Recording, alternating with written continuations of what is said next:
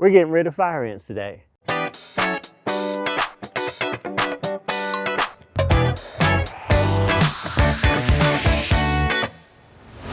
fire ants are a true pest that you want to go ahead and get ahead of. And here's why. They're in your yard, they're biting, they're stinging, your kids, your pets, all of them are susceptible, including you. It's always a good idea to walk around your yard. If you have a huge yard that gets a lot of sun, you always want to pay attention to these things because they will sneak up when you don't even expect it. Fire ants are most common in the southern United States and also out west in many areas as well where the temperatures can remain high to be able to keep their mound flourishing and growing. And typically that mound can get as high as a foot.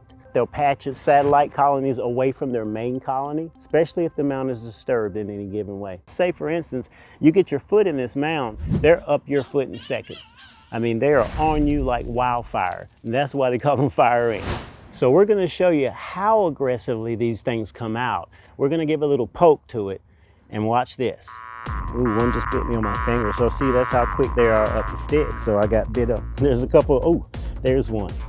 Ooh. So that shows you how aggressive it is. I pulled the stick out almost instantly and they were already hanging on the stick ready to bite me. You have to be just as aggressive as they are, and that's what we're going to be today. We have to be. It is imperative that we get these fire ants out of this customer's yard. All right, so we're here at our mound, and we're going to use our power sprayer rig. That's the most efficient to use if you have it. It's going to give you about 100 pounds of pressure. You're going to need that to flow through that mound. You want to break up that colony. You want to get down to that queen as much as you can. That limits the ability for them to move away and create new mounds. But if you don't have this, I recommend using a handheld pump sprayer that you can pick up really at your local hardware store or ordering on Amazon. I would recommend purchasing probably a 2 to 3 gallon sprayer if you have consistent issues with fire ants, because 1 gallon, you don't want to have to keep going to fill up, to stop in the middle of your treatment. This is one reason we're using this, because this is a 25-gallon tank. So we don't have to worry about taking a break to fill up. So I'll be using the Essentria IC Pro to knock them down. It's a multi-use product you can use to take care of many different pests. We're going to treat the mound direct targeted. Then we're going to treat about 2 feet around. The purpose for treating 2 feet around is so that none of them will move and be able to make new mounds a week, 2 weeks later. All right, so we're going to get started. So you want to really drench that mound, go ahead and soak it. All right, so we're going to let that pressure build back up to 100 pounds per square inch. Then we're going to let it ride again. But this time we're going to go stand right over the mound. So our goal is to puncture down and through. Now, if the dirt was softer, it'd be punching through so much easier. And what happened to this mound, typically the topsoil would be soft. But because of the rain and the sun that came after, it dried up and made the ceiling of their home hard. So we're going to keep puncturing through that until we break it up.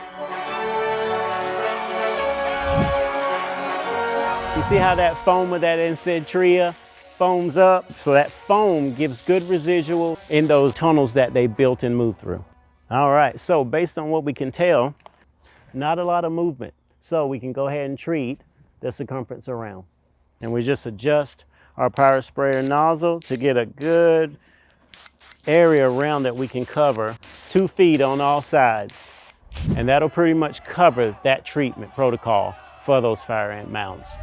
We're going to walk the yard and see if there's any other ones we need to take care of. So we've discovered another mound. I'm not surprised. We're going to go ahead and take care of this one as well, just like you saw us do the other one. So with this mound, you don't really have to go 2 feet around. You really go a foot around, you should be good. Typically, it depends on the size of the mound.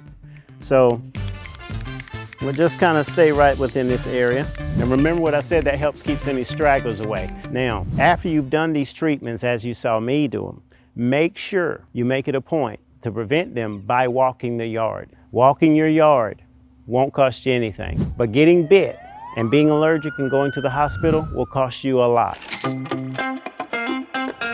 If you found this video helpful, like and subscribe. Do you need the EcoMan's help? Book today by clicking the link in the description.